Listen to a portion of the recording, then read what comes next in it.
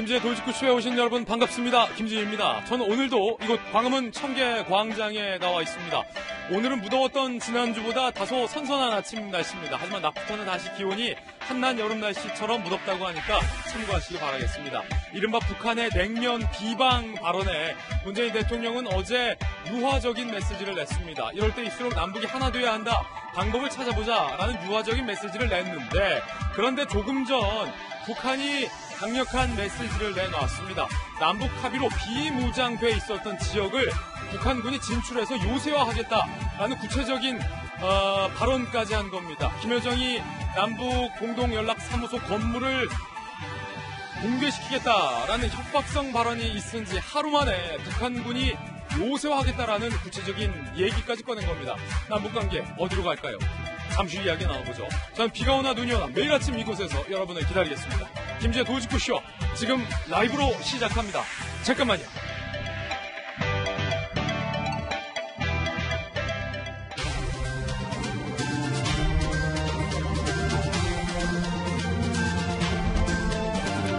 신문 읽어주는 남자입니다. 과연 남북관계 어디로 흘러갈지 모르겠습니다. 대통령의 유화적인 메시지가 어제 있었지만 하루 만에 북한군이 합의된 비무장지대를 요새화하겠다라고 한 겁니다.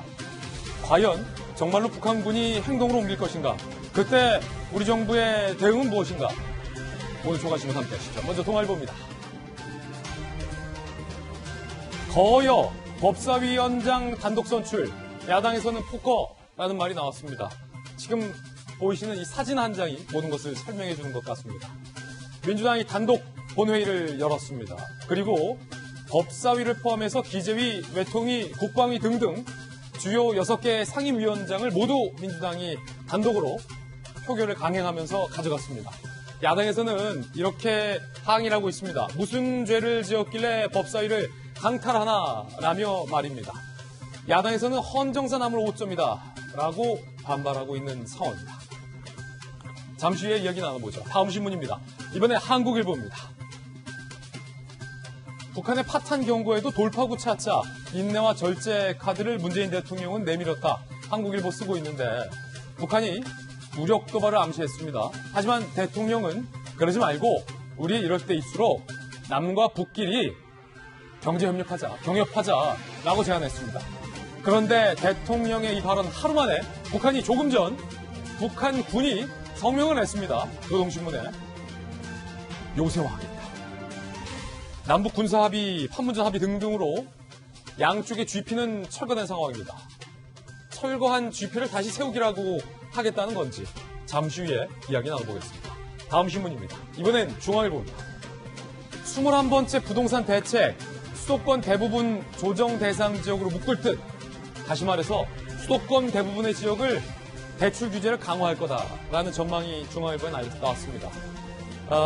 전세 대출을 받아서 이른바 갭 투자를 하는 것도 원천적으로 막겠다라는 대책, 초강도 부동산 규제책이 21번째 부동산 규제책이 또 한 번 나온다는 겁니다. 이 말은 뒤집어 보면 20번째 부동산 대책이 나왔음에도 불구하고 최근 다시 부동산 값이 오르고 있다라는 아이러니한 현상이겠죠. 다음 신문입니다. 이번엔 서울신문입니다. 피 흘리는 백인 구구주의자를 구한 흑인 사진 한번 보시죠. 모두 위한 평등을 원했다. 인종차별 시위에 맞불 집회가 열려서 충돌을 했는데 극우 시위대의 부상자가 생기자 흑인이 뛰어들어서 구하는 이 모습, 한 장의 사진이 화제가 되고 있습니다. 다음 신문입니다. 이번엔 경향신문입니다. 여러분 한번 해보시죠. 테스트입니다. 미국 내에서 여러분의 거리 두기 안전 등급이 몇 등급인지를 테스트할 수 있는 문항이 나왔습니다. 여러분께서 평소에 식사를 레스토랑에서 안 하고 식당에서 안 하고 포장해서 집에서 드시거나 운동 같은 것을 테니스를 한다면 여러분의 거리 두기 보호하는 1등급. 반면에 도서관에 가거나 골프를 치면 3등급. 해수욕장을 가거나 대형 쇼핑몰을 가면 5등급. 반면에 그냥 난 모르겠다. 바도 가고 술집도 가고 그냥 막 대형 콘서트도 막 간다면 최하 등급 9등급이 됩니다. 위험하다는 얘기겠죠. 여러분도 한번 테스트해 보시기 바랍니다. 저는 보니까 2등급에서 1등급 왔다 갔다 하는 것 같습니다. 지금까지 신문 읽어주는 남자였습니다. 오늘 아침 저와 함께 등판한 등판 선수 소개해드리겠습니다. 저희 도시구쇼 전담 변호사이자 검찰 출신의 젠틀맨 김광삼 변호사님 나왔습니다. 어서 오세요. 민주당의 소신의 아이콘이자 민주당 국회의원 중에서 가장 많은 득표율을 기록한 1등 박용진 의원님 모셨습니다.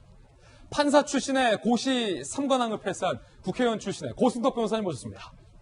그리고 다시 돌아온 돌직구쇼의 명품 시그니처 비대위원이 돼서 나타났습니다. 김병민 미래통합당 비대위원 나오셨고요. 전직 청와대 출입기자 출신의 베테랑 기자입니다. 이재명 부장 나오셨습니다. 모두들 어서 오세요. 오늘의 키워드 3가지 준비를 했습니다. 하나씩 살펴보죠. 먼저 첫 번째 키워드는요. 요새화.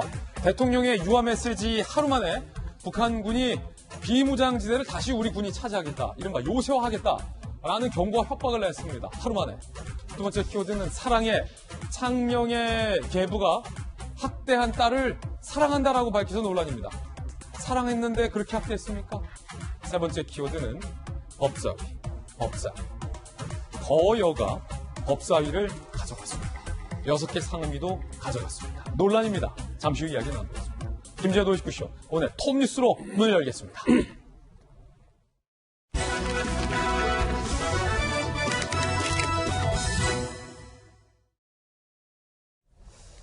남북관계 과연 어디로 흘러가는 걸까요? 오늘 톱뉴스 주제부터 공개합니다. 화해 호소에 대한 김정은의 대답이라는 제목 달아봤습니다. 문재인 대통령이 그래도 북한을 껴안겠다. 남북 경제 협력을 강조했는데 하루 만에 김정은의 대답이 지금 나온 셈입니다. 우선 북한이 지금 11일째 이른바 논란이 됐었던 어제 냉면 비방을 포함해서 연일 막말을 내고 있었는데요. 그 북한의 연이은 막말부터 함께 확인해 보겠습니다. 북한의 외무성 권정근 비핵화라는 X소리는 집어치우는 게 좋다. 김여정 남조선 것들과 결별 공동연락사무소는 형체 없이 무너질 것이다. 우리 측 자산으로 세운 공동연락사무소 건물을 부시겠다. 라는 말까지 김여정은 했죠. 그리고 옥류관 주방장까지 나서서 이른바 냉면 비방 발언 저희가 순화해서 썼습니다. 평양 옥류관 와서 국수 먹을 때는 그 무슨 큰일이 났을 것처럼 요사를 떨더니 근데 먹는다 앞에 무슨 단어가 들어가 있었죠 원래? 노동신문 남한 응분의 대가를 치를 것 서리빨치는 보복 행동이 계속될 것이다 라고 연이어 비방과 협박을 했습니다. 그런데 어제 문재인 대통령은 이 모든 북한의 협박과 공격성 발언에 이렇게 답변을 해놨습니다. 문 대통령의 답 들어보시죠. 한반도 정세를 획기적으로 전환하고자 했던 김정은 위원장의 결단과 노력을 잘 알고 있습니다. 더는 여건이 좋아지기만 기다릴 수 없는 시간까지 왔습니다. 남과 북이 스스로 결정하고 추진할 수 있는 사업을 적극적으로 찾고 실천해 나가길 바랍니다. 냉면 비방에 남북 공동연락사무소 건물을 어떻게 하겠다는 등 다양한 경고에도 불구하고 문재인 대통령은 남북이 경제 협력 방안을 찾자라는 메시지를 낸 겁니다. 그런데 이에 대한 김정은의 답변이 될까요? 오늘 아침 북한군이 이렇게 얘기했습니다. 문재인 대통령의 이야기에 대한 아마 답장이 될 듯합니다. 오늘 오전이에요. 조금 전 북한의 인민군 총참모부가 북남 합의에 따라 비무장화된 지대들에 대해 군대가 다시 진출을 하여 전선을 요새화하며 대남 군사적 경계를 더욱 강화하겠다. 그러면 비무장 지대에 북한군이 다시 들어가서 요새화시키겠다는 거예요. 비무장 지대를요. 우리 인민들의 대규모적인 대적 전단 살포 투쟁을 적극 협조할 때에 대한 의견도 접수하겠다. 북한이 오히려 우리 쪽에 삐라를 보내겠다는 겁니다. 비무장지대를 북한군이 차지해서 요새화하겠다는 것과 플러스 남측으로 삐라도 보내겠다. 군사계획을 작성해서 당중앙 군사위 승인을 받게 될 것이다. 당 정부 어떤 지시도 신속히 관찰할 것이다. 이거 북한 인민군 총참모부가 오늘 오전 조금 전에 밝힌 이야기입니다. 그럼 여기서 의문 1. 이재명 기자. 청와대 출입하셨잖아요. 대통령이 어제 유화적인 메시지 냈는데 조금 전 비무장지대 요새화하겠다. 이게 대통령의 어제 연설에 대한 북한의 김정은의 답변이라고 봐도 됩니까?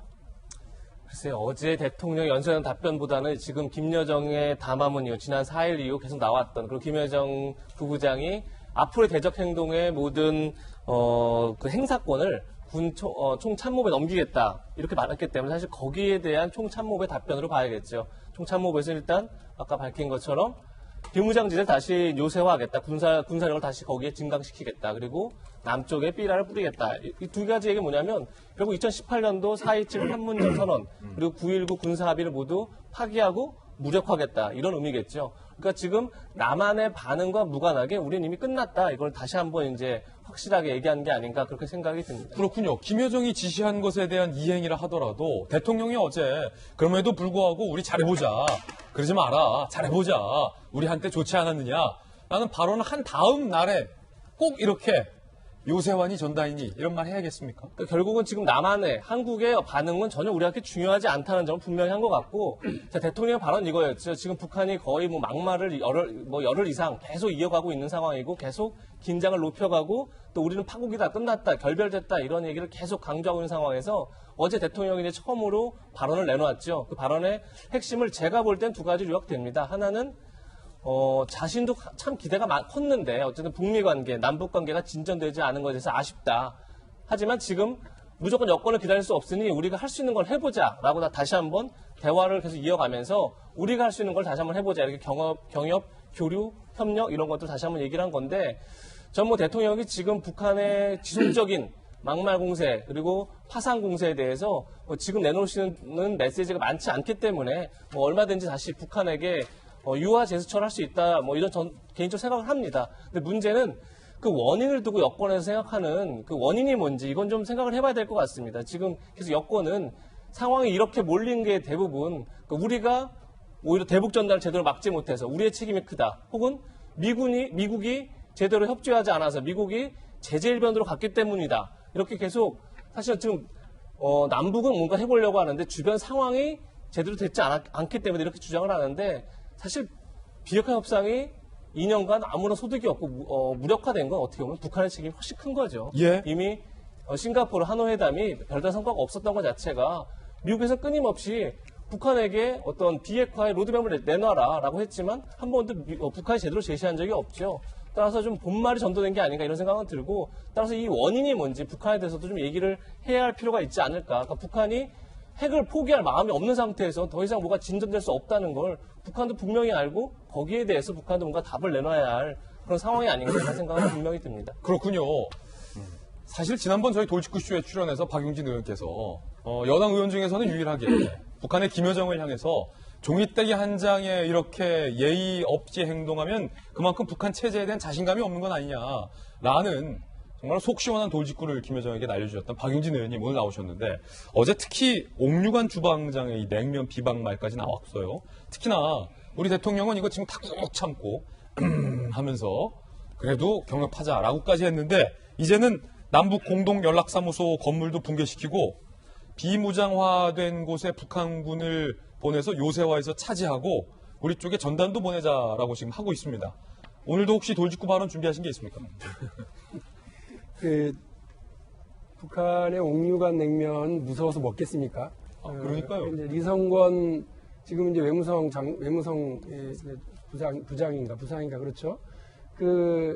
우리 측 인사들에게 평양 옥류관에서 냉면을 먹을 때 그 냉면이 목구멍으로 넘어가냐 예. 이런 막말을 했다는 것 아니에요? 그리고 이번에는 이제 주방장이 나서서 우리 대통령에게 저런 막말을 하는 걸 보면 맛이 어떤지는 모르겠습니다만 하여간 예의는 없는 냉면인 것 같아요. 그래서 냉면 겁나서 못 먹겠구나 이런 생각이 들었는데 저하고 이제 수요일 날 짝꿍 이제 왼쪽 짝꿍이 이제 김용태 의원님 아닙니까? 근데 김용태 의원이 하나 이글스 팬이신 것 같아요. 예. 근데 하나 이글스 팬이시면서 늘 하시는 말씀이 인내와 끈기. 그럼요. 우리는 인내와 끈기가 먼저 안다 이렇게 예. 얘기하셨는데 마침내 18연 패드풀 2연승으로 탈출하지 않아요? 예. 제가 드리고 싶은 말씀도 그겁니다. 우리 문재인 대통령이 북의 저런 예의 없는 행동에 대해서 왜 속이 안 끓겠어요? 그리고 우리 당국자들도 역시 마찬가지죠. 박용진이야 여당 국회의원이니까 북에 대해서 비판도 하고 북의 당국자들에 대해서 이렇게 비난조의 이야기를 할 수 있습니다만 이 상황을 관리해 나가야 되는 정부로서는 어쨌든 인내와 끈기라고 하는 그 자세를 가지고 가는 것이 저는 맞다고 생각합니다. 대통령이 그냥 북의 저런 태도에 대해서 그냥 맞대응으로 간다고 그러면 남북관계는 돌이킬 수가 없죠. 우리가 가야 되는 길은 그러나 한반도 전체의 평화로운 국면 관리라는 측면에서 보면 대통령이 저렇게 말씀하시는 게 부글부글 끓고 있는 쪽에서는, 그리고 남북관계 개선을 바라지 않는 쪽에서는 비판적으로 얘기할 수 있을지 모르지만 지금 상황은 어쨌든 정부가 참고 인내하면서 이 국면을 관리하는 수밖에 없다라는 말씀을 드립니다. 동아일보가 오늘 보도한 걸 보면, 사면에서 보도한 걸 보면 예. 노동신문이 이렇게 보도했다는 거 아닙니까? 남조선 당국은 우리의 신성한 최고 존엄을 모독하고 북남 관계 총파산을 불러온 책임에서 절대 벗어날 수 없다. 이 얘기가 뭐냐면 하노이까지 헛걸음을 하게 만든 것에 대한 것을, 그리고 서로 협의한 것이 잘 안 지켜졌다라고 하는 걸 자신들의 최고 존엄을 모독했다고 생각하는 거예요. 그러니까 바보 된 거 아닙니까, 어떻게 보면. 그러니까 그동안 이렇게 대화 국면으로 들어섰는데 결과적으로 남는 건 없고 경제는 어려워지고 그리고 북한에 대한 봉쇄도 그대로고, 이러니까 이 모든 것을 북한의 주민들은 저렇게 리더십이 없어, 이렇게 자기의 지도자를 뭐라고 하는 게 아니라 우리는 그렇게 하잖아요. 대통령이 좀 잘해야지 이렇게 얘기하는데 그건 그렇게 안 하고 저놈들 탓이다라고 이제 이야기를 돌리겠다고 하는 거고, 이 파탄난 상황에 대해서도 다 남쪽의 책임으로 돌리겠다고 하는 거죠. 근데 이 상황이 과연 그러냐? 협상을 만들고 협의하고 끌어가는 모든 국면은 어쨌든 쌍무적인 겁니다. 여야 관계든 남북 관계든 북미 관계든 모든 관계가 다 양쪽에 다 책임이 있는 것이기 때문에 예. 이 문제를 모두 다 대한민국에 떠넘기고 자기들은 죄 없다고 얘기하고 대한민국을 다시 또 괴롭히고 우리 대한민국 국민들을 긴장관계 속에서, 군사행동의 긴장관계 속에서 몰아넣고 불안에 떨게 하겠다고 하는 것으로 자신들의 책임을 벗어나려고 하는 거라면 비겁합니까? 그건 잘못된 거죠. 잘못된 거고, 예. 우리 정부가, 우리 군대가 힘이 없고 우리 정부가 강력한 의지가 없어서 저렇게 약해 보이는 게 아니라 이 국면을 보다 어른스럽게 책임지고, 그리고 대한민국 대통령으로서, 대한민국 군대로서는 평화가 최우선이라고 하는 측면을 강조하기 위해서 이 국면에서 이렇게 하고 있는 겁니다. 그렇기 때문에 대한민국과 그리고 또 한미 군사 예. 동맹에 대해서 너무 얕잡아 보지 마시고 그런 말씀 함부로 하시기 전에 어쨌든 이 국면을 같이 풀어나가자고 하는 문재인 대통령이 어제 담화와 요구에 대해서 보다 진지하게 귀 기울이고 함께 나가기를 다시 한번 부탁드립니다. 예, 북한에게 하신 말씀이시죠? 네. 맛은 어쩔지 모르나 예의 없는 냉면이다. 박용진 의원의 발언이었는데, 문제는 정말로 북한이 남북 공동연락사무소의 건물을 붕괴시키고, 정말로 북한군이 오늘 오전 조선중앙통신에 밝혔던 대로, 아까 제가 노동신문이라고 잘못 말씀드렸는데, 조선중앙통신에 밝혔던 대로 비무장화된 지역에 북한군을 보내서 요사화하고 우리 쪽으로 삐라를 보낸다면, 만약에 북한이 예고했던 일들이 실제로 벌어진다면 그때의 남북 경협이 가능하겠느냐라는 게 이제 문제가 됐습니다. 비무장화된 지역을 요새화. 2018년 남북은 GP를 파괴한 적이 있습니다. 그때 영상 보시면서 이야기 나누죠. 자, 이렇게 해요. 비무장지대에서 남과 북은 2018년에 남북 합의에 따라 서로를 향해서 감시했었던 GP 초소를 이렇게 폭파하는 일종의 합의를 지켰습니다. 북측도 GP를 무력화했고 우리 측도 GP를 무력화했습니다. 서로가 이렇게 서로의 무력화된 GP를 확인하는 절차까지 가졌는데, 북한이 오늘 오전 조금 전 조선중앙통신에 이 비무장지대 GP를 포함하여 어느 곳인지는 모르겠으나 북한군을 다시 보내서 요새하겠다라고 지금 경고를 한 겁니다. 고승덕 의원님, 네. 남북 군사 합의 어떻게 되는 거예요? 그럼 이제 종이장 되는 겁니까? 그 당시에 이제 GP를 10개씩 철거를 했습니다. 원래 11개 하려고 그러다가 하나 남기고 이제 10개로 했는데, 원래 이제 비무장지대는 10개만 있었던 게 아니고 북한 쪽에는 150개 이상이 있고 남쪽은 이제 80개 이상, 그러니까 이제 북쪽이 2배 이상 많죠. 예.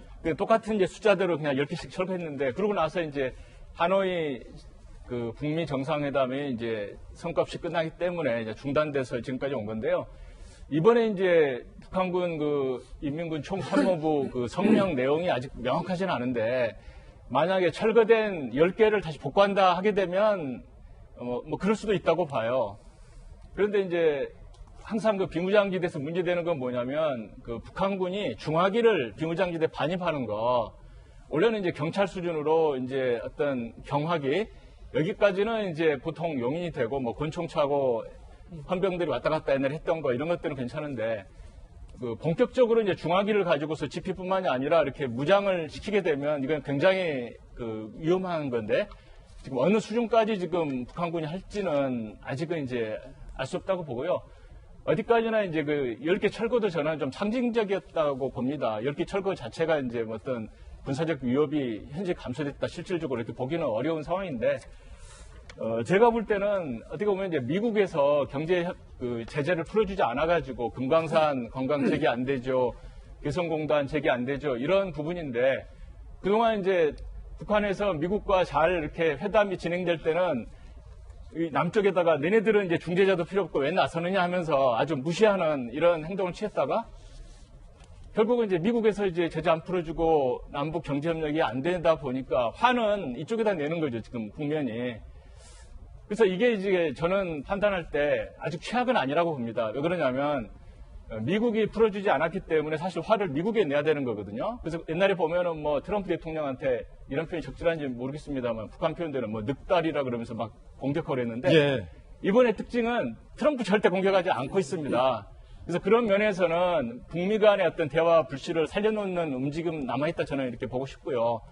그 다음에 이제 뭐 북한군 또 외무성 해가지고 막 지금 말폭탄을 쏟아내고 있지만 그래도 저는 아직 김정은의 말폭탄은 안 났다고 이제 보고 있거든요. 북한이 실제로 뭐 남북 공동연락사무소 건물을 붕괴시키거나 하진 않을 것이다.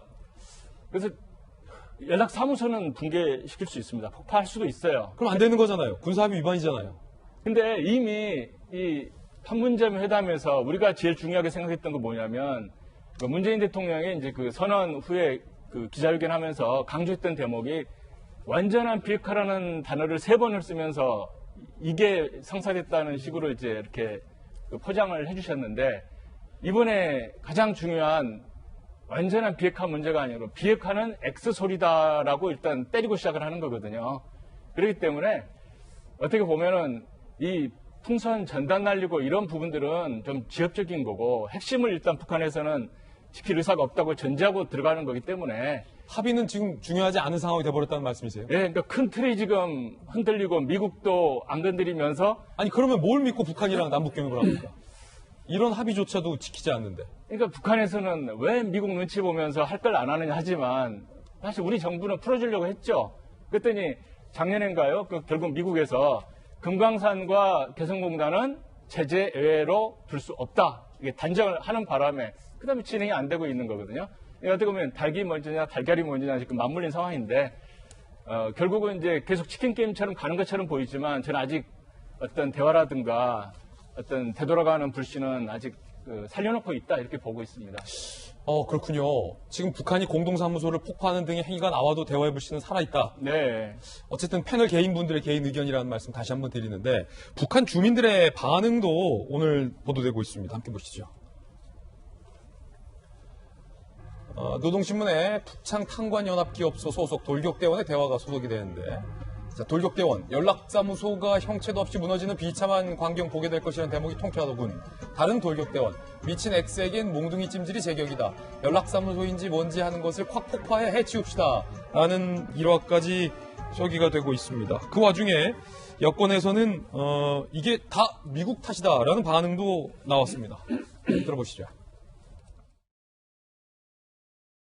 지금 북한 경제 상태가 조지 플로이드와 비슷하다고 생각합니다. 지금 유엔 안보리에서 10개가 넘는 체제가 가해지고 있고요. 숨을 쉴 수 없다라고 I can't breathe 이라고 그런 거잖아요. 지금 조지 플로이드가 이것 좀 목이 좀 막혀가지고 죽겠다. 지금 북한의 지금 상황에 이 제재라는 게 그와 유사한 상황이 아닌가.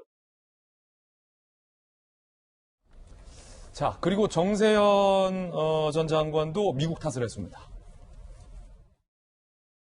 미국이 발목 잡았어요. 네. 사사건건 북한을 다시 나오게 만들려면 비무장지대를 건너서 평양으로 갈 것이 아니라 워싱턴으로 가야 됩니다. 당신네 때문에 지금 우리가 이런 꼴을 당하고 있다. 김병 박사님 어떠십니까?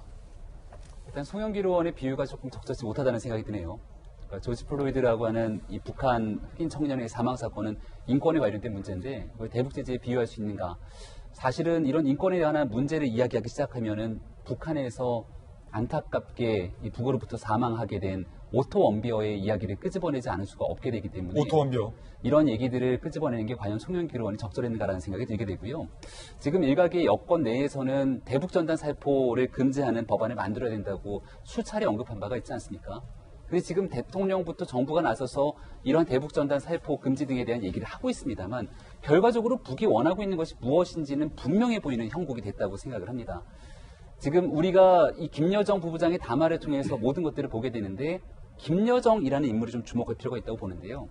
2인자의 자리를 점점점 굳혀나가는 과정 속에서 사실 김여정이라는 인물 때문에 더 험악한 관계가 형성될 가능성이 배제할 수가 없다고 생각됩니다. 예. 우리 조금 전에 정세현 전 장관 얘기도 있고 또 문정희 특보 얘기도 지금 언론에 보도가 되고 있는데 걱정되는 지점 하나는 이 북한이 군사적 행동에 나설 가능성을 형 여권 인사들도 배제하지 않고 있다는 겁니다. 저는 제가 군대에 있었던 2001년에서 2003년까지 군에 복무하고 있었는데 2002년 당시에 사실은 평화가 무르익는 과정으로 우리는 얘기를 하고 있었지만 그 당시에 연평해전이 일어나서 우리 젊은 청년들의 목숨을 앗아가는 사건들이 발발하기도 합니다. 지금 이 군사적 행동에 대한 경고가 나가고 있는 상황이라고 본다면 그 이후에 우리 정부가 해야 되는 역할은 우리 국민들의 생명과 안전을 지키기 위해서 해야 되는 아주 자그마한 조치도 놓치지 않고 하는 일들이 훨씬 더 중요하다는 생각이 들고요. 북한이 하고 있는 행동 이제 우리 국민들 모두가 다 알 거라고 생각합니다. 이미 이 본인들은 비핵화에 나설 의지가 없고 그런 과정 속에서 미국의 트럼프 대통령이 아주 만약 재선에 실패하게 된다면 그동안 했던 약속은 다 물거품이 되기 때문에 트럼프 대통령 재선을 앞두고 있는 시점에서 미국에 최대한의 압박을 가하고 싶고 미국이 직접적인 압박을 가기는 어려운 상황이니까 그 모든 압박을 사실 대한민국이 향해서 공을 돌리고 있는 측면인데 여기에 대통령의 발언과 여권 정치인의 발언 그리고 우리 정부의 발언들은 서로 조금씩 결이 달라야 된다는 생각을 갖고 있습니다.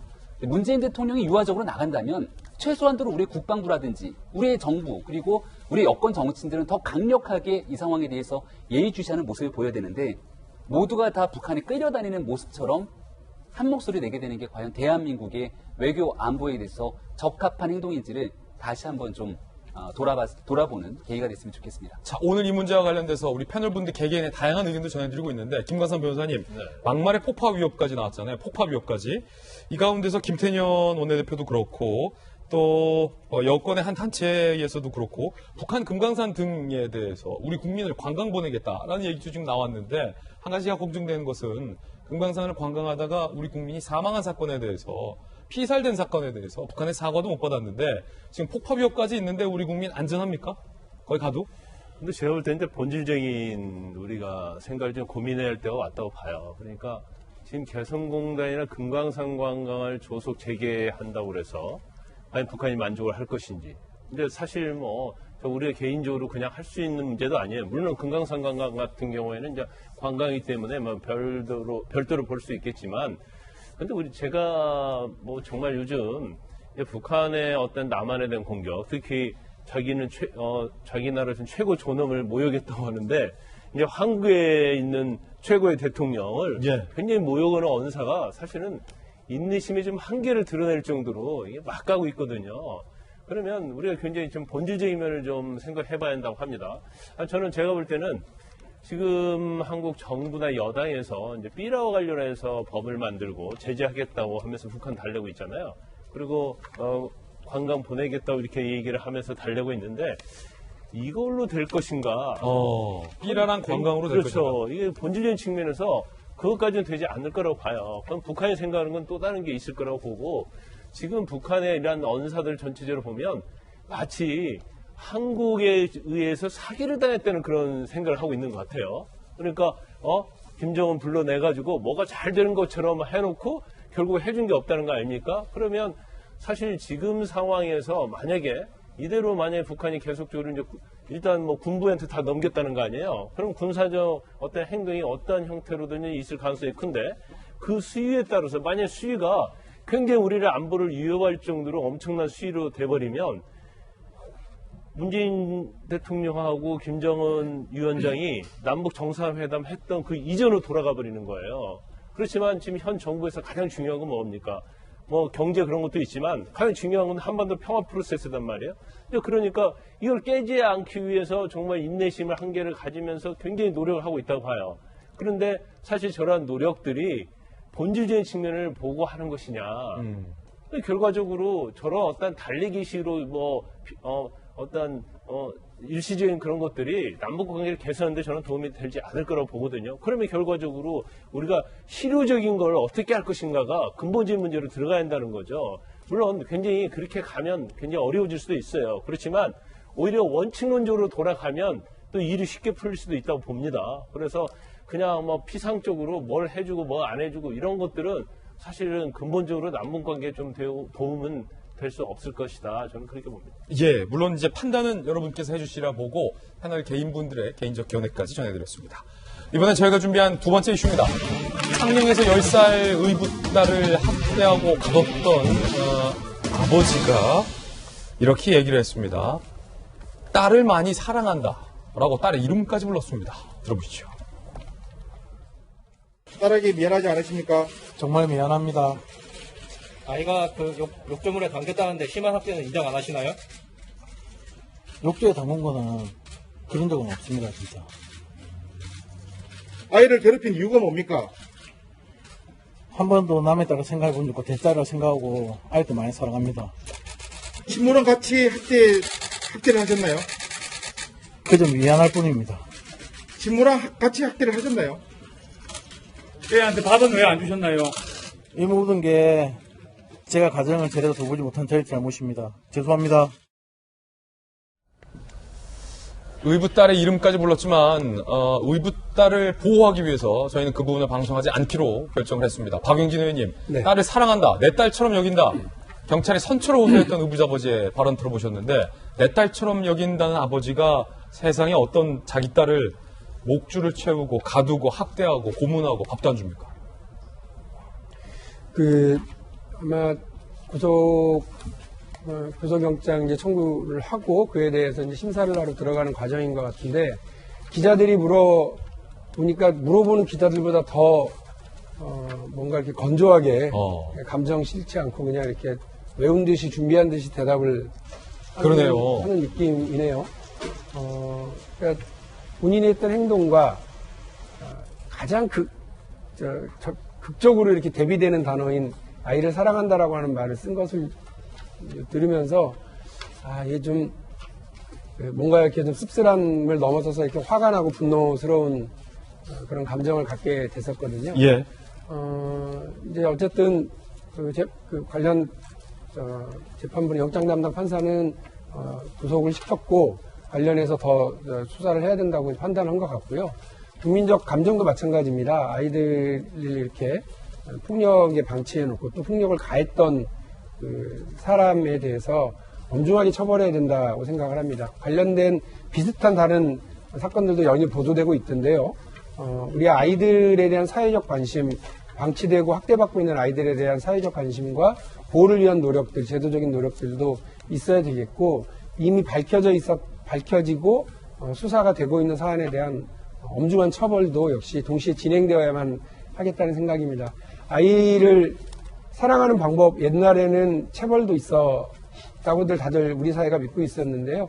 이제는 아이에게 체벌을 가하는 것이 아니라 보다 많은 사랑으로, 보다 많은 대화로 아이의 행동을 변화시켜내기 위한 더 큰 인내와 노력들이 필요한 때 아닌가 이런 생각이 듭니다. 자, 아이를 훈육했다라고 주장하지만 사실상 학대를 가한 이 의붓아버지 결국 구속됐습니다. 정도가 심한 부분은 있었으나 딸 훈육하는 과정에서 불가피한 면이 있었다라고 계속 자기 방어를 하는 겁니다. 변명을 하는 거죠. 학대 아니다. 글쎄요. 방송에서 차마 다 언급할 수는 없지만 이미 많은 우리 시청자분들도 아실 것처럼 10살 소녀입니다. 여리고 여린 10살 소녀의 얼굴에는 멍이 있었고 손가락에는 물집이 잡혀 있었고 몸 곳곳에는 골절로 인한 상처까지 있었고 배고픔을 호소했던 10살 딸, 이 상처들이 훈육하는 과정에서 불가피하게 발생한 상처인 겁니까? 법원에서는 증거인멸과 도주 우려가 있다며 구속영장을 발부했습니다. 혐의는 아동학대와 특수상해 혐의입니다.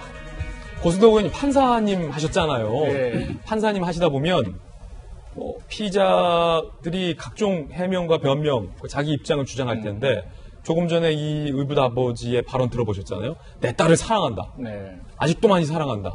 그리고 이건 정상적인 훈육이다. 알려진 경과와 다른 이런 주장들에 대해서 판사 출신으로서 들으실 때 좀 어떻습니까? 일단 이제 변명이라고 이제 일단은 생각하는데 그 변명이 좀 판사 입장에서는 좀 와닿지 않는 변명이죠. 와닿지 않는다. 전혀 와닿지 않는다. 객관적인 여러 가지 정황들은 이미 다 드러나 있는데 본인은 그렇게 이제 뭐 강변한다는 말을 쓸 수 있는데요. 예. 근데 이제 어떤 경우는 본인은 정말 훈육한다는 확신을 가진 경우도 있을 수가 있습니다. 그 내로남불이라고 하는 말처럼 나는 훈육이지만 남이 볼 때는 학대인 거예요. 근데 이럴 때는 이제 우리가 학대라고 이제 인정을 해줘야 되는 거거든요. 근데 본인은 내 딸한테 이 정도 하는 게 뭐가 잘못이냐?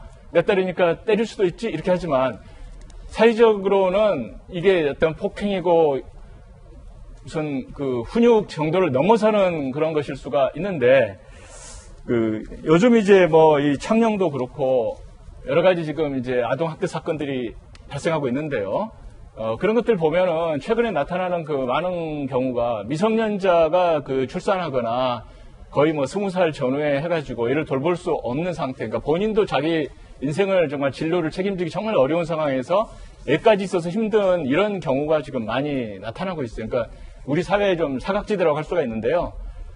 그동안 이제 보시게 되면 이제 그 언론에서도 요즘도 이제 광고를 많이 하는 여러 가지 그 아동 복지 그 기관, 후원 기관 이런 데서 보면 제가 이제 청소년 전에 쉼터 그쪽을 일을 하고 있는 사람이라 이제 그쪽도 제가 좀 알지만 예. 그분들 말씀이 6.25 전후에 이제 우리나라 아동 그 돌봄 이런 것들이 활성화돼 가지고 굉장히 이제 그 부분이 잘 됐는데 요즘 같으면은 그 광고하는 그러한 후원기관 같은 경우는 1년에 후원금이 1,500억이 들어옵니다.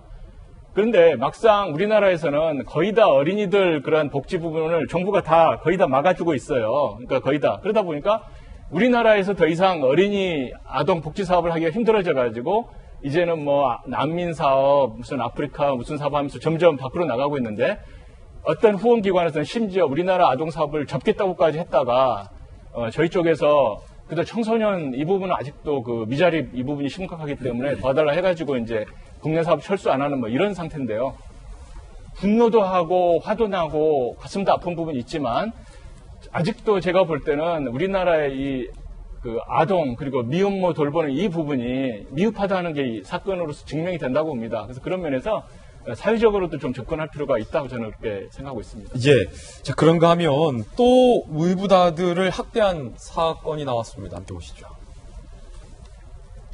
의붓 아들과 친딸을 싸움시킨 아빠. 지난해 5월 인천입니다. 45세 남성, 아버지죠. 의붓 아들 10살 아들, 그다음에 친딸 9살. 서로 싸워보라고 지시합니다. 세상에 어떤 아빠가 아들과 딸을 싸워보라고 합니다. 그러자 의붓 아들 B군이 여동생을 못 때리겠다. 참아. 라고 거부를 합니다. 그러자 아버지가 의붓 아들의 얼굴을 수차례 가격을 합니다.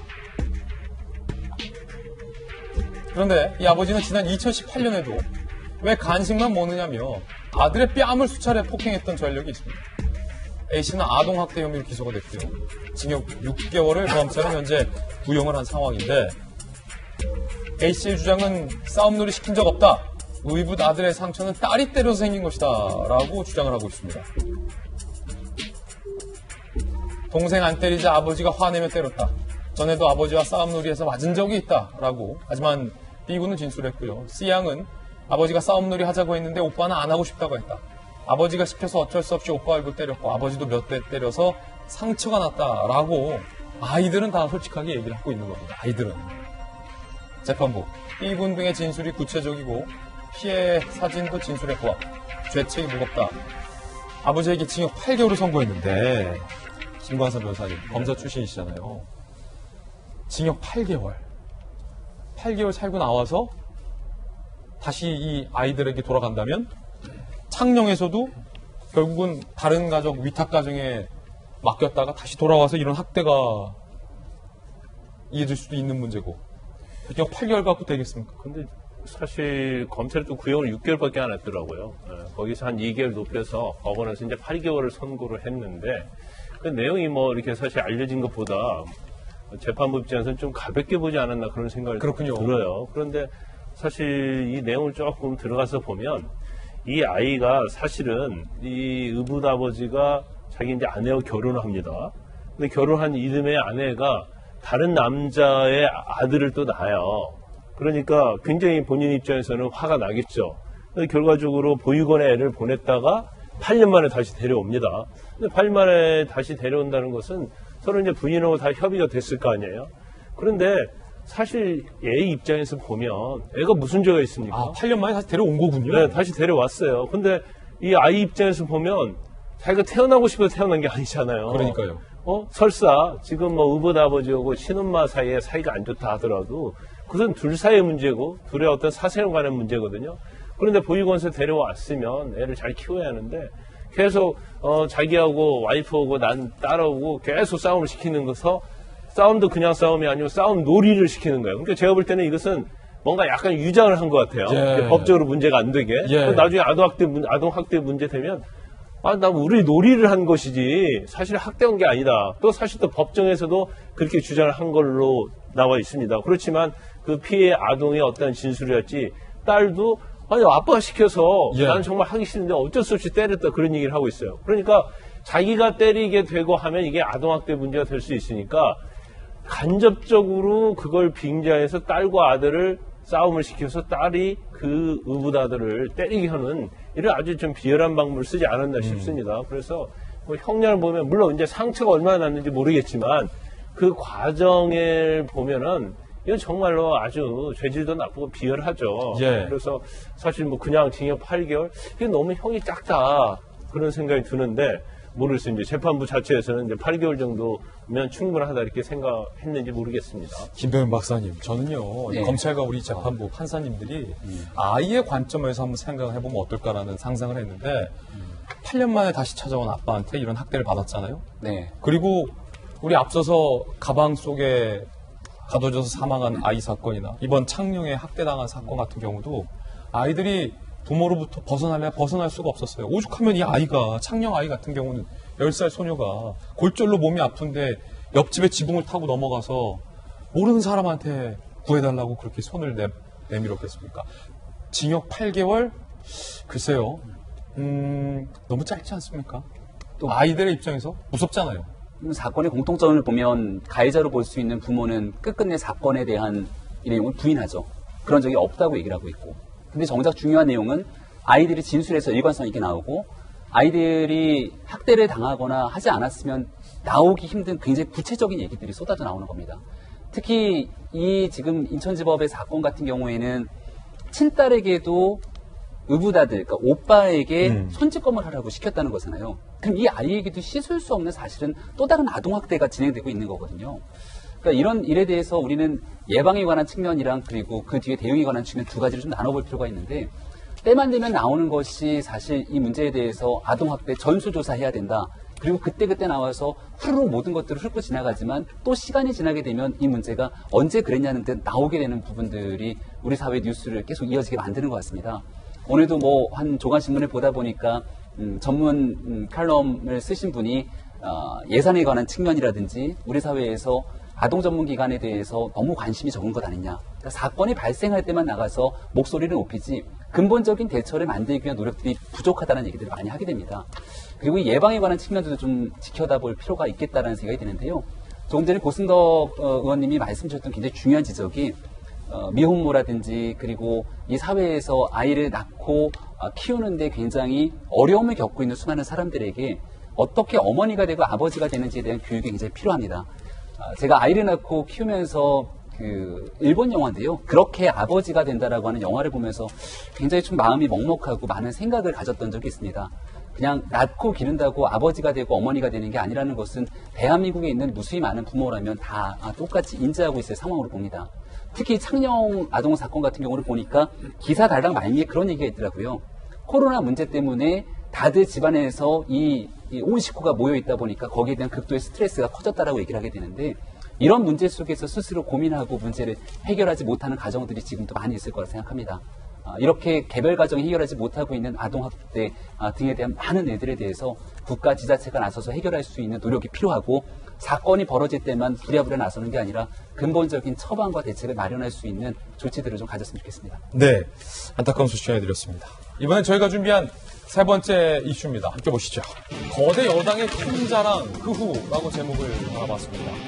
결국 법사위 거대 여당, 거여가 가져갔습니다. 그뿐만이 아니라 여당이 단독으로 본회의를 열었고 주요 상임위도 여당이 단독 표결을 해서 가져갔습니다.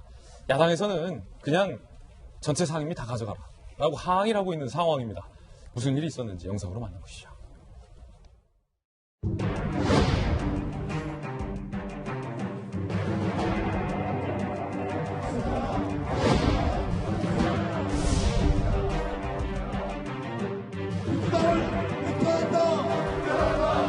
총 투표수 187표 중 185표를 얻은 윤호중 의원이 법제사법위원장에 당선되었음을 선포합니다.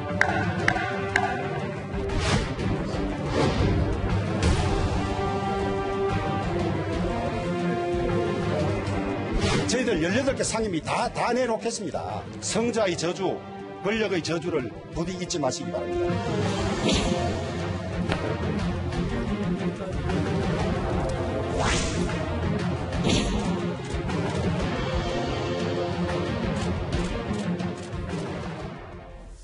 네, 국회반장 출신의 이재명 기자, 전례 없는 일이다. 오늘 많은 조간신문들이 이렇게 표현을 했는데 논란이 됐던 게 법사위잖아요. 그런데 결국 여당은 법사위를 야당에게 양보하지 않았군요. 그런데 지금까지 관례상 법사위는 야당의 몫이었다면서요?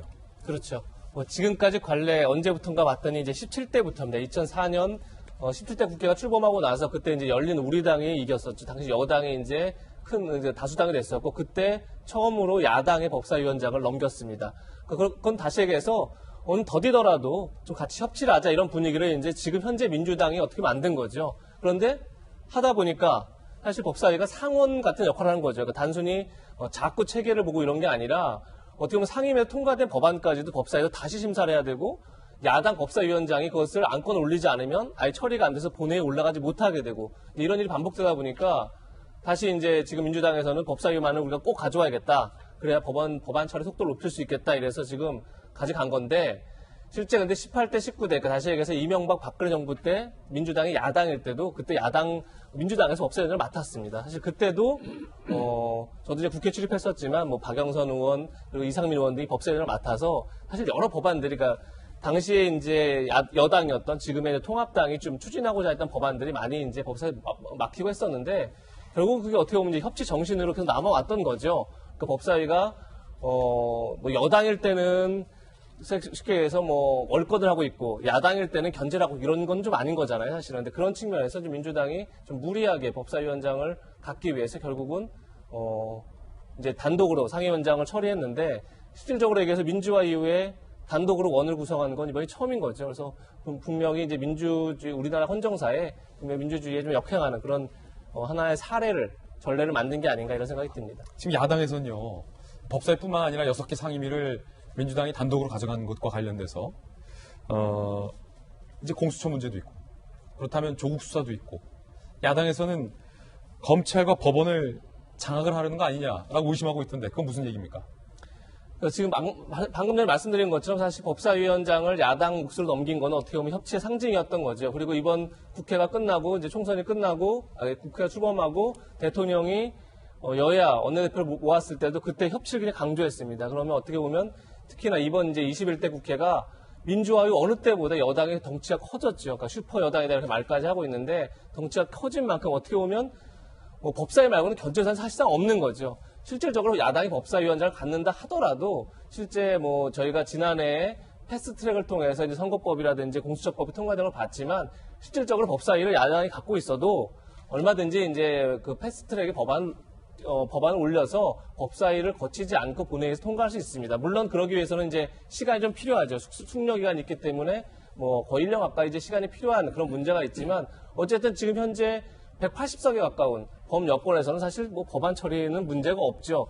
그럼에도 불구하고 왜 이렇게 법사위에 목을 맸나 이렇게 봤을 때 단순히 법안 처리의 속도만 높이려고 하는 건 아닌 것 같다. 그렇게 되면 결국은 정권 이제 문재인 정권이 후반기로 가고 있는데 정권 말기에 결국은 검찰과 법원 등을 담당하는 피감 기관으로 법원과 검찰을 두고 있는 법사위를 꼭 여당이 갖고 어떻게 보면 권력 누수 그다음에 사정기관을 컨트롤하려는 거 아니냐 이제 이런 의구심을 지금 현재 야당이 이제 보이고 있는 거죠. 여야의 목소리도 한번 들어보실까요? 윤호중, 김종인 두 분의 목소리 준비되어 있습니다. 국회 법사위원장으로서 사법부와 검찰의 개혁을 완수하고 정의로운 사법제도와 질서가 우리 사회에 정착될 수 있도록 최선을 다하겠다는 말씀을 드립니다. 저는 솔직하게 여당에 대해서 묻고 싶습니다. 무엇을 그렇게 잘못한 것이 많아서 꼭 검찰과 법원을 갖다 장악하려고는 그런 시도를 하느냐 이런 물음을 하지 않을 수가 없습니다. 김광선 변호사님, 야당에서는 그냥 다 가져라 라고 하고 있는데 그럼 정말 민주당이 상임위 다 가져가는 겁니까? 그건 굉장히 민주당이 부담이 되겠죠. 예. 그런데 사실 지금 보면 지금 야당 자체의 존재감이 전혀 없어요. 더군다나 의석수에서 워낙 밀리기 때문에 본인들이 아무리 노력을 한다고 하더라도 결국 뭐 민주주의는 다수결 아닙니까? 예. 국회를 뭐 완전 여당이 지금 장악하고 있다고 볼 수밖에 없고 이 법사위를 설사 가져온다 하더라도 사실은 이제 법안 자체를 궁극적으로 막을 수 없거든요. 그렇지만 이제 법사위라는 존재에 굉장히 상징적 의미가 있어요. 그래서 일단 뭐 야당이 이 법사위원장을 맡게 되면 어떻게 해서든지 이제 그 다수에 의한 그러한 어떤 법안이 모든 법은 어차피 법사위를 통과하도록 되어 있지 않습니까? 법사위를 통하는데 그 부분에 있어서 어느 정도 견제 역할을 하겠다는 게 야당의 입장인 것 같고 제일 중요한 부분 중에 하나가 야당에서 지금 의심하고 있는 것은 지금 사실 아까 그 윤호중 법사위원장이 얘기하는 것처럼 검찰개혁과 사법개혁 하겠다는 거잖아요. 사법개혁. 예. 근데 야당은 그럼 검찰개혁은 검찰 장악하고 사법개혁은 법원 장악하겠다는 거냐. 지금 사법개혁과 관련해서 야당에서 굉장히 신경 쓰는 부분이 지금 여당의, 그러니까 여권의 굉장히 중진들, 뭐, 김경수 경남도지사, 들킨 거 관련해서 수사, 지금 재판 중에 있지 않습니까? 더군다나 지금, 뭐, 청와대와 관련된 그런 수사해서 기소된 것들이 대표적인 게 울산 시장 선거와 관련된 부분, 이런 것들이 있기 때문에 이거에 영향을 미치는 거 아닌가에 대해서 굉장히 의구심을 많이 갖고 있는 거거든요. 그래서, 아까 이재명 기자께서 말씀하신 것처럼 법사위원장을 뭐 하나 줘도 뭐 패스트트랙 제도도 있고요. 여당이 사실은 법안 통과하는 큰 문제는 없거든요. 이제 그럼에도 불구하고 법사위원장을 반드시 가져가려고 한 이유 자체는 제가 볼 때는 이제 부동산법이랄지 지금 여당이 굉장히 그 여당의 정체성과 관련된 법안을 굉장히 빨리빨리 통과시키고 하고 싶은 그런 마음이 있는 것 같아요. 그래서 어떤 법을 빨리빨리 통과시켜서 적어도 문재인 대통령 임기 내에 원하는 그러한 제도, 법 이런 걸 만들어 보겠다는 의지가 굉장히 강한 것 같습니다. 그렇군요. 그렇지만 뭐 야당의 존재가 너무나 미미하기 때문에 야당이 아마 제가 볼 때는 이번 20일 때 국회 끝나기 전까지는 어떠한 형태로든지 견제하기는 굉장히 어렵다. 그러면 결과적으로 여당이 스스로 내부적으로 견제하는, 상호 견제하는 그런 걸 좀 기대해 봐야 하는데 과연 이제 그게 가능할지는 잘 모르겠습니다. 오늘 양당에 소속해주신 분 두 분이 계세요. 박용진 의원님 민주당, 김병민 박사님 또 통합당 지도부잖아요. 비대위원. 두 분에게 좀 공격적인 질문 드리겠습니다. 먼저 야당, 김병민 박사님. 야당에서는 지금 여당을 비판하고 있지만 내심 속내는 니들 다 가져가라 라고 수수방관했던 거 아닙니까? 수수방관이 아니라 할 수 있는 최대한의 역할을 한 겁니다. 그러니까 과거 같은 경우에는 그럼 지금 이 상황에서 법사위를 포기하고 있는 그대로 어느 정도 민주당이 내놓은 안 그대로 가져가야만 통합당이 할 수 있는 전체를 한 것이냐라고 얘기를 할 텐데요. 전혀 그렇지가 않습니다. 야당이 할 수 있는 역할 내에서 적은 의석으로 최대한 집권 여당을 견제할 수 있는 유일한 방법이 지난 기간 법사위를 통해서 활동할 수 있었던 전례들이 있습니다. 이건 비단 통합당이 혼자서 몽리를 부리는 게 아니라 민주화 이후로 지난 김대중 정부 이래로 끊임없이 야당이 법사위를 가져가면서 적은 의석으로도 어떻게든 민주주의 상황에서의 견제를 할 수 있는 장치들을 가져왔던 거거든요. 이런 측면에서 사실 177석이나 되는, 176석이 됐는데 이 거대 여당 입장에서 법사위까지 모든 것들을 가져가겠다고 하는 모습들을 과연 국민들은 저는 어떻게 지켜보실까라는 생각이 들고요. 이 문제 속에서 결국 협의나 협상이 되지 않는다라면 일방적인 의회 운영을 하겠다라고 하는 민주당의 모습이 드러난 것이니 그럴 바에는 협상할 수 있는 여지가 없는 상황이고 상임위원장 모두 다 가져가서 민주당이 일방복지하겠다는 것 아니냐라는 목소리를 통합당 입장에서 낼 수밖에 없는 상황입니다. 그렇군요. 이번에는 박용진 의원님 역시 공격적인 질문 드리겠습니다. 단독으로 본회의를 열었고 법사위, 기재위, 외교통일위, 국방위, 산업통상자원, 중소벤처기업위, 보건복지위 6개 상임위를 일단 다 가져갔어요. 여당에서는 일을 하기 위해서다라고 말하고 있지만 사실은 이제 앞으로 야당은 파트너를 인정하지 않겠다라는 건 아닙니까? 어제 왜 6개만 했겠어요? 18개 다 할 수 있었는데. 그 6개는 두 가지가 이유가 있습니다. 하나는 북한의 저런 긴장 국면 조성하고 있는 것과 관련해서 외교, 국방, 안보와 관련된 상임위입니다. 그리고 3개가 그렇고요. 그리고 2개는 코로나 대응과 관련해서 그 보건복지위원회하고 그 산업자원 중소 좀 길어요. 그러니까 거기 이렇게 2군데를 한 거예요. 산업통상자원중소벤처기업위 다 읽으려면 시간 걸립니다. 그러니까 그 2개 위원회 포함해서 법사위까지 저희가 이제 선출을 한 겁니다. 나머지는 다 지금 기다리고 있고 금요일까지 더 협상을 기다려서 금요일 날 또 다른 판단을 국회의장이 이제 할 것이라고 생각을 합니다. 그런데 법사위를 왜 그렇게 집착을 하느냐? 여러분 사실 대한민국 국민들이 누가 그 각 상임위의 위원장을 맡고 가져가는지 무슨 관심이 있으시겠어요? 그러나 국민들 지금도 기억하고 있는 거 있습니다. 지난번 법사위원회에서요, 박용진의 유치원 3법부터 시작해서 여러 민생 법안들 다 줄줄이 발목 잡고 통과 안 시켜서 저 같은 경우는 거의 탈진 상태였어요. 탈진 상태. 그러니까 그렇게 법들을 다 가로막고 있었죠. 그리고 두 번째로 법사위 여러분 기억해 보십시오. 법사위는 출석하지 않는 장관이 없습니다. 다 출석시킵니다. 그래서 체계 작부 심사를 하기 위해서 장관을 출석시켜 놓고는 다른 현안 문제를 물어봐요. 그래가지고 온갖 정쟁과 온갖 난투극의 현장을 바로 법사위로 이제 만들어지게 되는 거죠. 이제 그런 거 좀 없애자고 하는 게 국민들의 말씀이실 것 같고. 그러려면 여당이 가져가야 된다. 저희는 그 법사위 위원장을 맡아서 체계 작부 심사권을 없앨 겁니다. 그리고 그거를 다른 방식으로 국회가 책임질 수 있도록 만들어서 법사위가 여야의 싸움판, 난장판으로 만들어가는 것을 아예 근원적으로 제도적으로 좀 막으려고 하고 있는 상황이거든요. 이 부분과 관련해서 주호영 원내대표께서 당신들 다 가져라 이렇게 얘기하셨는데 사실 그게 더 말도 안 되는 일이라고 생각을 합니다. 그래서 그 협상 문제와 관련해서 한 고비를 전 넘었다고 생각을 합니다. 물론 야당으로서는 상당히 화나는 상황이라고 말씀하실 수 있겠습니다만 지금부터 차근차근하게 다시 저희가 많은 양보안을 가지고서 거의 95% 이상 합의를 한 거 아니겠습니까? 근데 이제 여당 안에 의총에서 다시 협상안이 무력화된 거기 때문에 다시 한번 협의를 해주고 논의를 해주셨으면 좋겠습니다. 어쨌든 국회에서 조금이라도 차근차근하게 일을 좀 빨리 진행시킬 수 있도록 법사위가 더 이상 발목 잡는 곳 그리고 싸움판 벌어지는 곳이 되지 않기를 기대합니다. 예.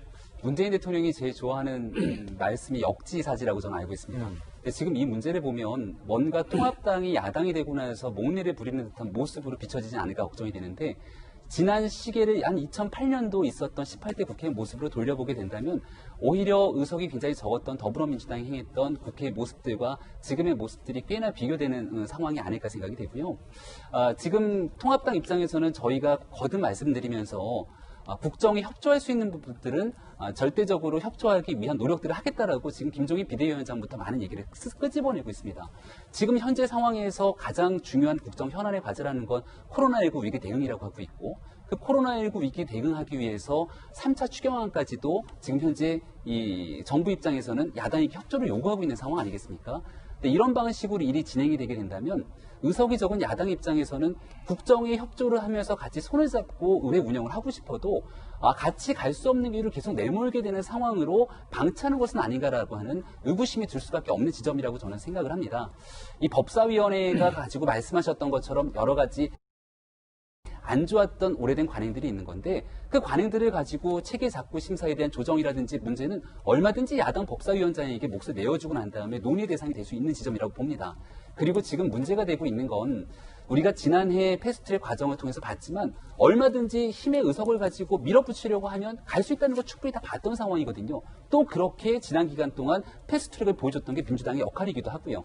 그렇다면 이 법사위까지 만약 민주당이 다 가져간 상태 속에서 일방적으로 의회 권력을 밀어붙이겠다고 하면 야당 입장에서는 할 수 있는 정말 여지가 아무것도 없는 상황이기 때문에 더불어민주당이 나중에 훗날 시간이 지나서 의석을 잃게 되는 야당의 모습으로 돌아갔을 때 똑같은 주장을 할 수 있는지를 저는 좀 민주당에게 물어보고 싶습니다.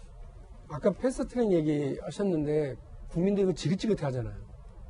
합리적인 법안들 어쨌든 의회 안에서 다수를 조금이라도 형성하고 있으면 절차를 밟아서 진행해서 가야죠. 왜 그거를 다 발목을 잡고 막판에 그렇게 국회에서 거의 난장판을 만들면서 가도록 유도를 하는 건지 잘 모르겠어요. 그래서 저는 여당이 다수를 점에서만이 아니라 그런 그 난장판 국회, 동물 국회가 재현되지 않도록 하기 위해서 법사위원회가 가지고 있는 월권적 권한, 그 체계작용 심사권을 제하고 수정하겠다라고 하는 말씀을 드린 거고, 그걸 전제로 저희가 법사위 위원장을 맡아서 가겠다라는 말씀이고요.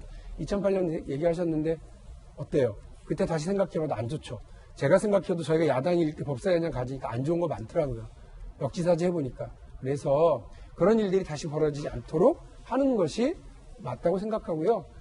대통령 선거 때 공약했던 사항, 더불어민주당과 문재인 대통령이 공약했던 사항 중에 약 한 60% 정도는 여야가 다 똑같이 공약했던 것들이거든요. 그런 것부터 차근차근하게 해나갈 테니까 협조해 주시면 고맙겠습니다. 예, 양쪽의 의견 들어봤습니다. 국회는 파행됐습니다. 여당에서는 몰려는 거 아니다, 믿어달라 하고 있고, 야당에서는 몰고 있으면서 뭘 믿어달라 라고 말하는 거냐라고 반발하고 있습니다. 국회는 어쨌든 파행됐습니다. 자, 이번엔 저희가 준비한 다음 순서입니다. 오늘의 하프 시간인데 오늘은 과연 어떤 분들이 하프 3인방에 선정됐을지 바로 만나보시죠. 첫 번째는 이재명 지사, 그리고 두 번째는 롯데 택배 물류창고에서도 코로나19 확진자가 나왔습니다. 이 세 번째는 버스에서 급정거 사고가 나서 여고생이 전신 마비되는 사고가 발생했습니다. 첫 번째 이재명 경기도지사 사건, 결국 몇 개월 더 걸리게 됐습니다. 이 무슨 얘기일까요? 함께 보시죠. 전원합의체에 회부가 됐습니다. 이재명 정치적 운명은 대법손에 달렸다. 지금 2심에서 당선 무효형이 나와서 대법원 판결을 많은 사람들이 기다리고 있습니다. 이게 끝까지 당선 무효형이 나올까? 아니면 무죄가 나올까? 왜냐면 1심에서 무죄였거든요. 무죄, 당선 무효. 극과 극으로 왔기 때문에 대법원의 판단만 남았는데 이게 시간이 더 걸리게 됐다는 겁니다. 대법원에서 대법관 소부 심리 9개월 만에 우리 못 결정하겠다. 그냥 전원합의체에 화부학을 하겠다. 라고 넘겨버린 겁니다. 그래서 지금 논란이 되고 있어요. 대법원 전원합의체란 대법원장 포함해서 13명으로 구성된 협의체입니다. 더 큰 사이즈예요. 그럼 지금까지 뭐 했냐, 대법원은? 라는 논란이 있고요. 대법원이 정치적인 부담이 되니까 이러는 거 아니냐라는 비판도 현재 나오고 있습니다. 만약에 2심 판결이 확정된다면 당선 무효, 피선거권 5년 박탈, 30억 원이 넘는 도지사 선거 보전 비용도 반납을 해야 한다는데 2심에서 유죄가 나왔던 부분, 경기도지사 토론회에 나왔던 발언 때문이었습니다. 그때 발언 한번 들어보시죠. 형님을 정신병원에 입원시키려고 하셨죠? 저는 그런 일 없습니다. 보건소장 통해서 하지 않았습니까? 그런 일 없습니다. 정신병원에 입원시킨 것은 형님의 부인, 그냥 제 형수와 조카들이었고 그 권한은 제가 가지고 있었기 때문에 제가 어머니한테 설득을 해서 이 정치적으로 너무 시끄러우니 하지 말자, 못하게 막아서 결국은 안 됐다라는 말씀을 또 드립니다. 판사 출신이 오늘 나와 계시잖아요. 네. 방금 이 발언이 공직선거법상 허위사실 공표에 해당한다라고 2심에서는 벌금 300만 원, 이렇게 되면 도지사직을 상실하게 되는 건데 대법원이 자 그럼 이 발언이 허위사실인지 아닌지 여부만 판단해주면 되는 심플한 상황 같은데 왜 그거 결정 못하고 전원합의체로 넘겨서 다시 시간을 끄는 겁니까? 어떻게 보면 간단한 사건일 수도 있습니다. 그런데 이제 2심에서 유죄로 인정한 이유는 뭐냐면 그 보건소장이 내가 이재명 그 당시 그 성남시장으로부터 강제 입원에 대한 검토를 지시받았다 이렇게 한 거예요. 그러니까 팩트는 검토 지시하라고 했다고 하는 그 증언은 이제 살아있는 거고. 그런데 이제 조금 전에 보면은 약간 피해 나갈 수 있는 부분도 있어요. 뭐냐면 최종적으로 막았다. 그러니까 중간 이야기를 안 하고 지금 이재명 지사는 최종적으로 막았다. 그러면서 보건소장에 대한 질문을 약간 피해가는 건지 아니면 부인하는 건지가 약간 모호한 부분이 있거든요. 그래서 이제 대법원에 올라가게 되면 보통 이제 2심 사건이 6개월 안에 그 재판부에서 결정을 합니다, 요즘은. 근데 재판부가 이제 4명으로 구성이 되어 있거든요. 그런데 그 중에 한 명이라도 뭔가 합의에 반대를 하게 되면 이제 전원 합의부로 넘기는 게 원래 이제 법이에요. 그렇군요. 규정이에요. 근데 이 경우에는 4분 중에 어느 분이 지금 유죄 무죄에 대한 이견이 있었는지는 밝히지 않은 채 넘어갔는데 결국 재판 절차가 6개월 안에 결정돼야 될 걸 9개월 동안 끌다가 넘겼다는 부분이 이제 조금 저희들이 보기에는 답답한 부분이고, 그 다음에 이제 대법원 합의체로 넘어가게 되면은 언제까지 판결하라고 하는 그 기한이 전혀 없습니다. 그렇기 때문에 경우에 따라서 이제 대법원에서 이 심리를 좀 심도 있게 이렇게 선의를 해석할 때 하다 보면은 지사 임기가 끝난 다음에 판결이 나올 수도 있고, 그래서 지금은 변호사들이 그런 이야기 하죠. 대법원 전원 합의체로 넘어가면은 이제 함흥차사다. 언제 돌아올지 모른다. 이런 얘기 하는데 일단 함흥차사가 된 사건이라고 저는 생각합니다. 그렇군요. 김광삼 변호사님, 오늘 동아일보 기사는요, 이 기사에 대해서 결국 이 지사가 요청했던, 이 지사가 선택했던 시간 끌기 전략을 대법원이 채택한 거다라고까지 썼는데 어떻게 보십니까? 시간 끌기를 의도적으로 하는 걸 대법원에서 채택했다 이렇게 보기는 좀 어려울 것 같고, 그렇습니까? 일단 변론을 한 전략이 먹힌 거다 이렇게 볼 수도 있죠. 그런데 지금 사실 우리 고 변호사님께서 자세히 설명을 해주셨지만 일단 소부에서 결론이 안 난 것 같아요. 그러면 그 중에 한 분 정도가 아주 강력하게 이거 자체는 죄가 될 수 없다 주장한 것 같습니다. 왜냐하면 1심에서는 무죄였거든요. 네, 그래서 전원 합의체 원래 이제 회부를 하려면 이제 소부에서 의견이 이게 조율이 안 되는 경우가 있고, 그다음에 이제는 판례를 바꿔야 하는 경우가 있고요. 세 번째로 이제 굉장히 여론의 관심을 맞은 그런 사회적으로 그런 사건에 대해서 전원 합의체를 넘길 수 있는데, 일단 소부에서 4명의 법관이 의견 일치를 못 받기 때문에 넘길 수 있는 근거도 되는 거고요. 또 하나 자체는 이제 사회적으로 굉장히 이게 관심이 많은 사건 아닙니까? 그래서 전원합의체 넘기는 데 있어서는 별 문제가 없고, 이걸 이재명 지사 측에서 의도적으로 그랬는지 어찌 모르겠어요. 그런데 일단은 시간은 벌은 거예요. 왜냐하면 전원합의체로 넘어가게 되면은 사실 결론까지 굉장히 기간이 많이 걸립니다. 그리고 만약에 전원합의체 회의하려고도 한 달에 한 번 정도 열리고요. 또 전원합의체는 대법관들이 다 참여를 하니까 의견 조율하는데 시간 걸리죠. 또 선고할 때도 선고 자꾸 수정하는데 시간이 굉장히 많이 걸리거든요. 이제 그러다 보니까 시간은 벌었다고 이렇게 볼 수가 있고, 그렇군요. 이제 그 안에 이제 어떤 식으로 변론을 할지, 또 본인 자체도 공개 변론을 원한다고 했거든요. 그럼 공개 변론하게 되면 사실 언론에 다 보도가 되면 자기의 어떤 무고함, 억울함을 또 피력할 수 있는 그런 좋은 기회가 생기기 때문에 지금 사실 전원합의체로 넘긴 것 자체는 이재명 지사에게는 유리하면 유리했지 불리한 것이 아니다라는 생각이 들고, 또 이런 얘기도 많이 나오고 있어요. 13명 대법관 중에서 9분이 현 정권에서 임명되기 때문에 전원합의체로 넘어가면서 이재명 지사에게 굉장히 유리한 그런 국면이 형성된 게 아니냐, 그런 법조인들의 시각도 있죠. 사실은 잠재적인 대선 주자잖아요. 그리고 특히 이번 코로나19와 관련돼서 이재명 지사에 대한 여론도 굉장히 좋은 여론들도 많이 나오고 비판적인 여론도 있습니다만, 그런 상황에서 대법원이 그런 상황도 다 봤을 거예요. 그런데 만약에 전원 합의체로 넘길 거면 빨리 넘기든가 9개월을 쥐고 있다가 넘긴 것과 관련해서 여러 조간신문들의 비판이 오늘 나오고 있는데, 결과적으로 따지고 보면 이재명 지사가 경기도지사직을 끝까지 임기까지 유지할 확률은 상당히 높아졌죠, 이재명 기자?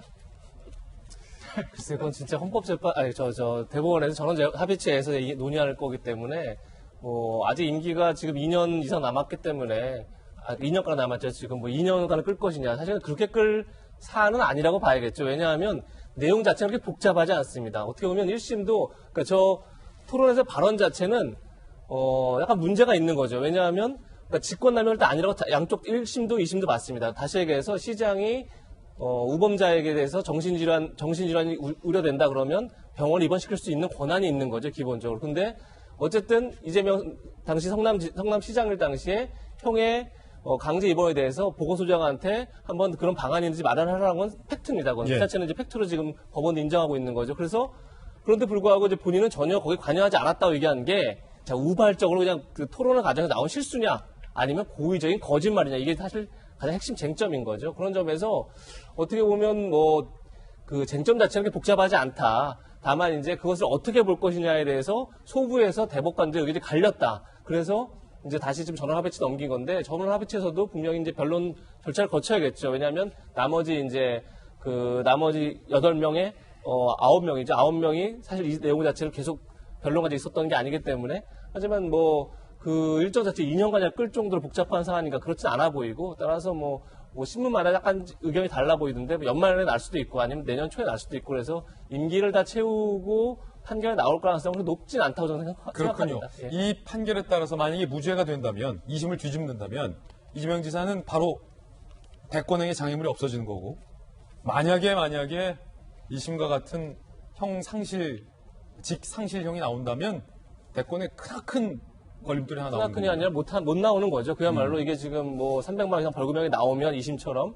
그럼 5년간 선거에 나올 수 없기 때문에 선거에 대선 나올 수 없는 거고 이게 정치적 파산뿐이 아니라 이재명 지사가 사실 페이스북에 올린 적도 있습니다. 자신의 SNS에 지금 지난해 2018년 선거 때 38억 원 썼습니다. 38억 원 썼고 그것을 대부분 다 보전을 받았습니다. 그런데 만약에 도지사에서 박탈되면 도지사 직위에 박탈되면 이것을 다시 다 국고에 다시 반납을 해야 됩니다. 저 한마디 그래서 때문에?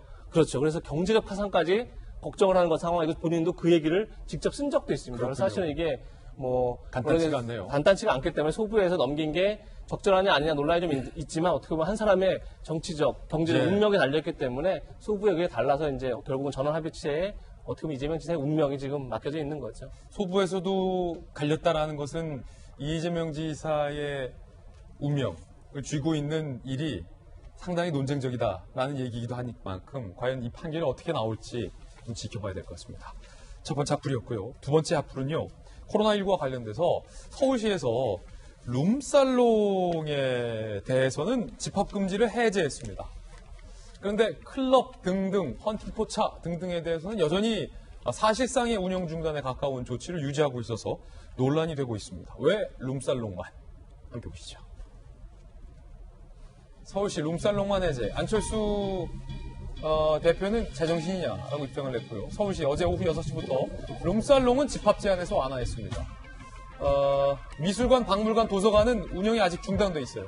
그러니까 미술관, 박물관, 도서관은 못 가는데 룸살롱은 할 수 있는 거예요.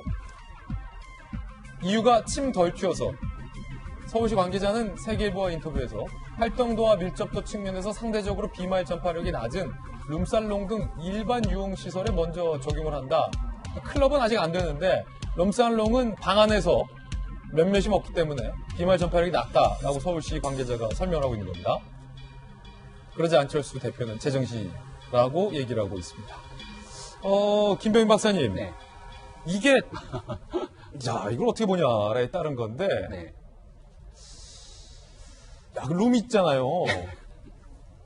이게 비말이 덜 튈까요? 안철수 대표 한마디에 굉장히 속이 시원해하는 국민들 많이 계시지 않을까 물론 싶습니다. 이견이 있습니다. 이 사안도. 네. 네. 근데 일단은 형평성의 문제를 좀 바라볼 필요가 있는데요. 우리 시민들 입장에서는 도서관이라든지 여러 시설들에 대해서 집합금지 명령이 있어도 코로나19 위기를 극복하기 위한 과정이니만큼 불편함을 감수하고 지내고 있습니다.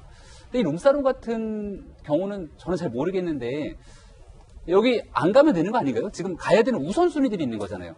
저는 룸사롱보다는 도서관이나 박물관 같은 데가 가야 되는 훨씬 더 중요한 우선순위임에도 불구하고 시민들이 자제하고 있다고 생각되는데 왜 서울시가 나서서 룸사롱에 대한 이 비말에 대한 뭐 어느 정도 이 좁은 공간 내에서 이루어지는 일이기 때문에 이 전파력이 크지 않다고 판단했는지는 모르겠습니다만 얼마나 국민적 공감대가 형성될 수 있을까에 대해서는 한 번쯤 깊이 숙고해봤으면 좋겠습니다. 뭐 경제적인 문제로 언제까지 문을 닫고 있을 거냐 이런 얘기를 할 수도 있겠습니다만 지금 정부는 연에 나서서 해외 여러 나라들까지도 코로나19에 대한 재확산 위기가 우려를 표명하고 있고 거듭 충분한 거리 두기를 통해서 이번 주말만을 계속 강조하고 있는 지가 꽤 오랜 시간이 지났잖아요. 예.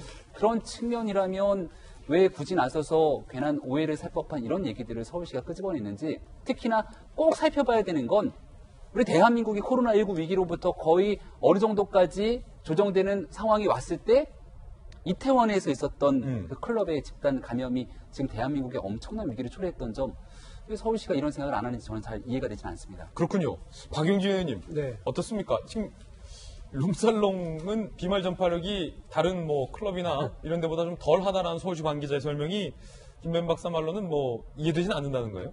일단 제가 서울시의 구체적인 입장을 들어본 적은 없습니다만 약간 입장 바꿔서 생각을 해보면 우리 보통 저게 그 유흥시설이라고 하는 것 때문인데요. 유흥시설 말고 일반 음식점 중에 룸이 있고 격실 구조에서 조용하게 얘기할 수 있는 몇 군데가 그런 데가 있지 않습니까? 주로 뭐 횟집이나 일식집 이런 데 생각해 보시면 그럴 거고요. 중국집도 뭐 약간 고급스러운 데는 다 이제 룸이 따로 이제 있죠.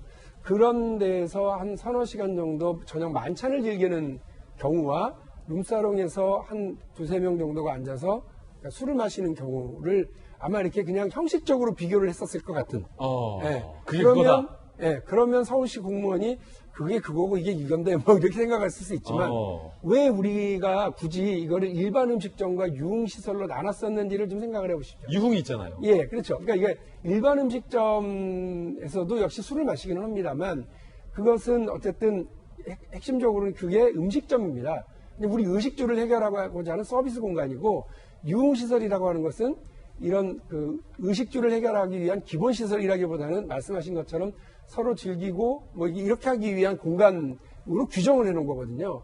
근데 이 위기 상황에 서울시가 굳이 이게 그거 그게 그거 비슷비슷 이렇게 생각하고 만일에 이걸 해제했다고 그런다면 가정입니다만 너무 짧은 판단이신 거죠. 그러니까 비말 전파와 관련된 위험도에서는 비슷할 수 있지만 국민들이 이 정말 엄청난 고생을 하고 있는 상황에 굳이 이거를 풀어서 국민적인 어떤 그 분노도 자극하고 또 하나는 이게 느슨하게 룸사롱도 된다는데 뭐라고 하면서 느슨해지는 국민적 방역의 느슨함이 좀 가해지는 그런 판단이 되지 않았을까 해서 조금 뭐 안타깝고 다시 재검토해 보시는 게 어떨까 하는 생각이 드네요. 예, 서울시의 추가적인 해명이 나오면 공식 해명이 나오면 전달해 드리겠습니다. 세 번째 악플은 이 영상으로 시작하겠습니다. 영상부터 보시죠. 지난해 12월 경남 진주의 한 시내버스에 고3 여학생이 탑니다. 맨 뒷좌석으로 향하는데요. 자, 그때 차 한 대가 버스 앞으로 끼어들고 충돌합니다. 시내버스가 급정거하고 지금 보시는 것처럼 여고생이 균형을 잃고 운전석 쪽까지 쭉 미끄러집니다. 이렇게요. 자, 불행히도 안타깝게도 이 여고생이 운전석 옆에 있는 요금통에 경추가 부러져서 전신마비 진단을 받는 사고가 나왔습니다. 김광삼 변호사님. 네. 너무나도 끔찍한 사고예요. 저 여고생이 저런 걸 상상이나 했겠어요. 더군다나 이제 버스가 막 출발하려고 하는데 갑자기 끼어들었다는 거죠. 그러면 사실 우리가 보통 버스를 타면 제일 뒷좌석이 있고 옆좌석이 있잖아요. 근데 옆좌석 같은 경우는 그래도 손잡이에 있고 덜 튀어나가는데 그걸 방지를 할 수 있는데 우리가 복도 끝좌석 제일 뒷좌석은 상실은 굉장히 좀 무방비 상태거든요. 근데 갑자기 그 브레이크를 딱 잡으니까 결국 뒤에서부터 밀려와서 앞에 요금통에 머리를 아마 목 부분 아마 굉장히 충격한 것 같습니다. 예. 그래서 목에 경추가 있는데 경추가 이제 척추로 이렇게 내려가잖아요. 거기에 아마 굉장히 치명적인 상처를 입은 것 같아요. 그래서 일단 뭐 아주 전신 마비가 왔다고 그럽니다. 아주 안타까운 건데 사실 그 영상 자체를 보면 원래 이제 버스 자체는 본인이 원래 가는 방향으로 가잖아요. 근데 저때 SUV 차량이 이제 갑자기 끼어들었다는 거죠. 그래서 그걸 막기 위해서 한기 때문에 사실은 저 영상 그대로 판독을 하면 버스 운전사에게는 별 과실이 없는 것처럼 보입니다. 물론 이제 전체적인 걸 봐야겠죠. 예. 그것은 이제 버스 내부에서 본 거기 때문에 저는 뭐 정확히 판단할 수는 없지만 그러면 결국 갑자기 끼어든 SUV 차량에 과실이 전적으로 있다고 볼 수밖에 없어요. 그렇지만 전체적으로 다시 보면 이제 과실이 몇 대 몇 될지 모르겠지만 결과적으로 어떻든 간에 저런 사고가 날 수 있는 데 있어서 영향을 미친 거 맞잖아요. 그리고 그 피해를 여고생이 본 거고요. 그러니까요. 그렇기 때문에 참 굉장히 안타깝습니다. 정말로 안타까운 사건이었습니다. 버스 탈 때도 정말 조심해야겠습니다. 60초 광고 후에 돌아오겠습니다. 어디 가지 마세요. 네, 오늘 저희가 준비한 소식 모두 다 전해드렸습니다. 지금부터 시작되는 인터넷 라이브 방송 라방 2사말로에서는요. 상임위 파동의 핵심 법사위와 관련된 주제로 토크 나눠보겠습니다. 김병민 미통당 비대위원, 미래통합당 비대위원과 또 이재명 정치부장, 이재명 부장 모시고 이야기 나눠보겠습니다. 자, 저희는 내일 아침 9시 15분에 더욱더 풍성한 소식 들고 인사드립니다. 오늘 하루는 분명 어제보다 나을 겁니다. 좋은 하루 되십시오. 감사합니다.